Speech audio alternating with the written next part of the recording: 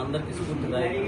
నెల్లూరు జిల్లాలో అదేవిధంగా ఇరిగేషన్ ఈరోజు నెల్లూరులో అనేక చోట్ల రక్తదానం అయితేమి, ర్యాలీలుగా రావడం అయితేమి, అదేవిధంగా ఉదయం చర్చిల్లోనూ, గుడుల్లోనూ, మసీదుల్లోనూ ప్రార్థనలు జరగడం అయితేమి, అదేవిధంగా ఈరోజు ప్రతి ఒక్క స్కూల్లో బుక్స్ పంచడం అయితేమి, చాలా మంది ఈరోజు అదేవిధంగా గీతామాయి వృద్ధాశ్రమంలో చాలా మంది ఈరోజు వృద్ధులకి వాళ్ళందరికీ కూడా ఈరోజు అన్నదానాలు చేయడం జరుగుతుంది. ఎందుకంటే ఒక మనసున్న మహారాజు ఆ వ్యక్తి చల్లగా ఉండాలని ప్రతి ఒక్కరూ కోరుకుంటారు. అదేవిధంగా అలాంటి వ్యక్తి దగ్గర మేమందరం ఆయనతో నడుస్తున్నాము, ఆయన స్ఫూర్తిదాయక తీసుకుంటున్నామంటే దానికి చాలా ఆనందంగా ఉంది.